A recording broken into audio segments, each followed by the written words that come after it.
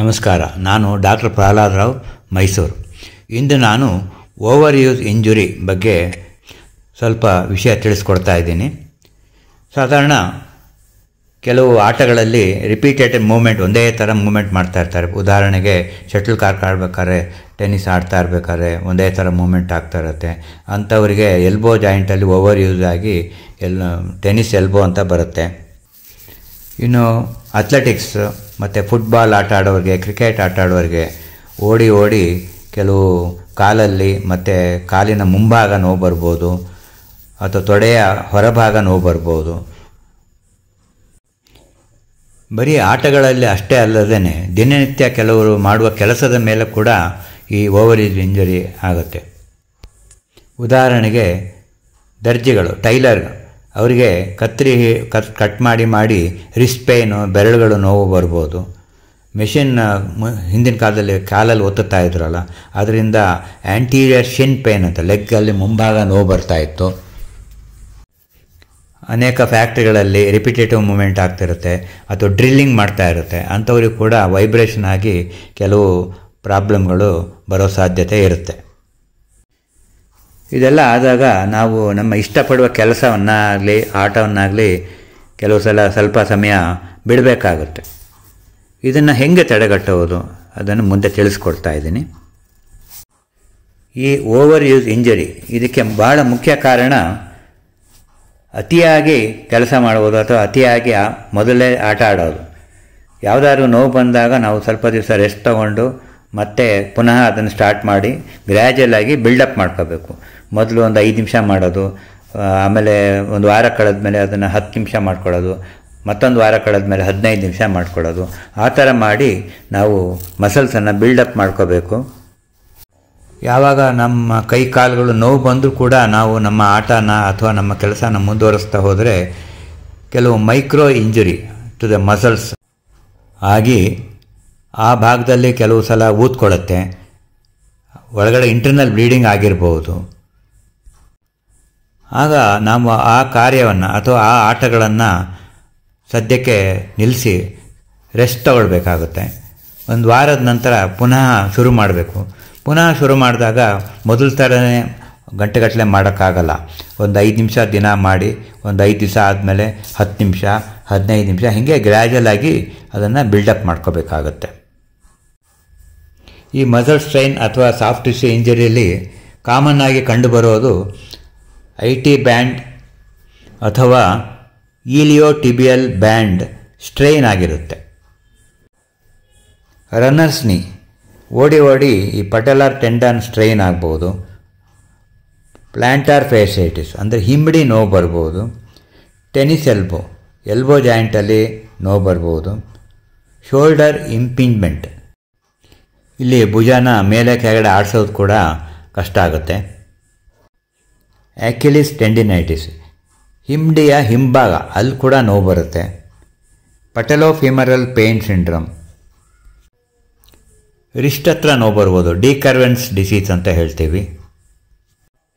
ಇದಲ್ಲದೆ ಇನ್ನೂ ಅನೇಕ ತರಹ ಮೈಕ್ರೋ ಇಂಜರಿ ಆಗುವ ಸಾಧ್ಯತೆ ಇರುತ್ತೆ. ಇನ್ನು ಚಿಹ್ನೆಗಳು ಅಥವಾ ಸಿಂಪ್ಟಮ್ಸ್ ಬಂದರೆ ನೋವಿರುತ್ತೆ. ಆಗಿರೋ ಜಾಗದಲ್ಲಿ ಶಾರ್ಪ್ ಪೇನ್ ಇರ್ಬೋದು, ಅಥವಾ ಡಲ್ ಪೇನ್ ಇರ್ಬೋದು, ಅಥವಾ ಒಂದೇ ಕಡೆ ನೋವಿರ್ಬೋದು, ಅಥವಾ ಅನೇಕ ಕಡೆ ನೋವಿರೋ ಸಾಧ್ಯತೆ ಕೂಡ ಇರುತ್ತೆ. ಈ ನೋವು ಪರ್ಟಿಕ್ಯುಲರ್ಲಿ ಆ ಭಾಗನ, ಯಾವ ಕಡೆ ಇಂಜುರಿ ಆಗಿರುತ್ತೆ ಆ ಭಾಗನ ಮೂವ್ಮೆಂಟ್ ಮಾಡಿದಾಗ ಮಾತ್ರ ನೋವಾಗಿರೋ ಸಾಧ್ಯತೆ ಇರುತ್ತೆ. ಅಥವಾ ಕೆಲವರಿಗೆ ತುಂಬ ಜಾಸ್ತಿ ಆದವರಿಗೆ ರೆಸ್ಟಲ್ಲಿದ್ದಾಗಲೂ ಕೂಡ ನೋವಿರುತ್ತೆ. ಸ್ವೆಲ್ಲಿಂಗ್ ಇರುತ್ತೆ. ಸಾಧಾರಣ ಈ ಮಸಲ್ ಫೈಬರ್ ಟೇರ್ ಆದಾಗ, ಮೈಕ್ರೋಸ್ಕೋಪ್ ಟೇರ್ ಆದಾಗ ಇಂಟರ್ನಲ್ ಬ್ಲೀಡಿಂಗ್ ಇರುತ್ತೆ. ಅದರಿಂದ ಸ್ವೆಲ್ಲಿಂಗ್ ಆಗುತ್ತೆ. ಅಂದರೆ ಏಟ್ ಬಿದ್ದೇಶನೇ ಸ್ವೆಲ್ಲಿಂಗ್ ಇರಲ್ಲ. ಒಂದು ಅರ್ಧ ದಿವಸ ಆದಮೇಲೆ ಅಥವಾ ಒಂದು 2 ದಿವಸ ಆದಮೇಲೆ ಊದ್ಕೊಳ್ಳುತ್ತೆ. ಆ ಮಸಲ್ ಅಥವಾ ಆ ಖಂಡನ ಮೂವ್ಮೆಂಟ್ ಮಾಡಿದಾಗ ನೋವು ಕಾಣಿಸ್ಕೊಳ್ಳುತ್ತೆ.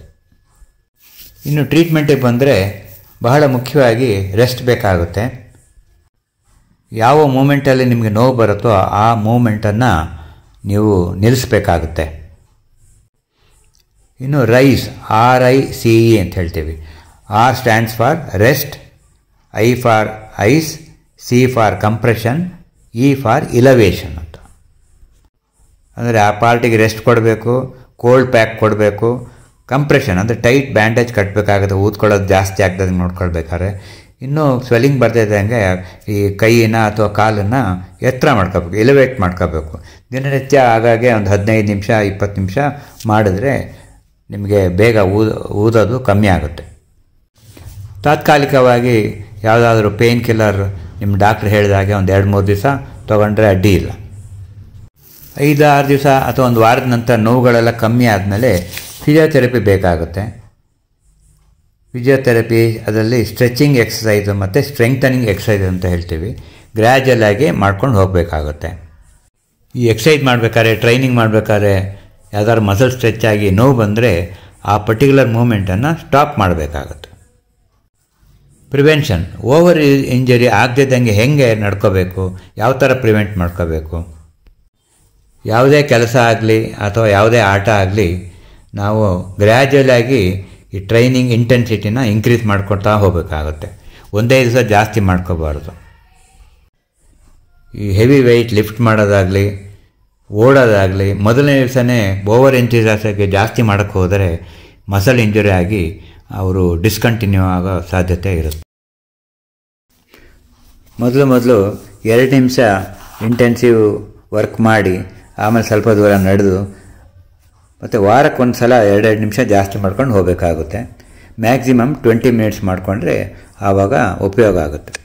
ಸ್ವಿಮ್ಮಿಂಗ್ ಆಗಿರ್ಬೋದು, ಸೈಕ್ಲಿಂಗ್ ಆಗಿರ್ಬೋದು, ಅಥ್ಲೆಟಿಕ್ಸ್ ಓಟ, ಯಾವುದೇ ಥರ ಔಟ್ಡೋರ್ ಗೇಮ್ಸ್ ಆಗಿರ್ಬೋದು, ಇದನ್ನು ಈ ತತ್ವನ ಅನುಸರಿಸಿ ಮಾಡ್ಕೊಂಡು ಹೋದರೆ, ಅಂದರೆ ಗ್ರ್ಯಾಜುಯಲ್ ಆಗಿ ಎಲ್ಲನೂ ಬಿಲ್ಡಪ್ ಮಾಡ್ಕೊಂಡು ಹೋದರೆ ನಿಮಗೆ ಓವರ್ ಯೂಸ್ ಇಂಜುರಿ ಆಗೋದು ಅಥವಾ ಮೈಕ್ರೋ ಇಂಜುರಿ ಆಗೋದನ್ನು ತಪ್ಪಿಸ್ಬೋದು. ಮುಖ್ಯವಾಗಿ take enough rest between workouts, ಅಂದರೆ ಕೆಲಸದ ಮಧ್ಯ ರೆಸ್ಟ್ ತಗೊಳ್ಬೇಕಾಗುತ್ತೆ. Stretching before exercises, warm up before exercise, ಇದು ಭಾಳ ಇಂಪಾರ್ಟೆಂಟು. ನಿಮ್ಮ ರುಟೀನ್ ವರ್ಕೌಟನ್ನು ಆಗಾಗ್ಗೆ ಚೇಂಜ್ ಮಾಡ್ಕೋತಾ ಇರಬೇಕು, ಬೇರೆ ಥರ ಆವಾಗ ಎಲ್ಲ ಮಸಲ್ಸ್ ಗ್ರೂಪ್ಗಳು ನಿಮಗೆ ಸ್ಟ್ರಾಂಗ್ ಆಗುತ್ತೆ. ಇಷ್ಟು ಹೇಳಿ ಇಂದಿನ ಮಾತುಕತೆಯನ್ನು ಮುಗಿಸ್ತಾ ಇದ್ದೀನಿ. ನಮಸ್ಕಾರ.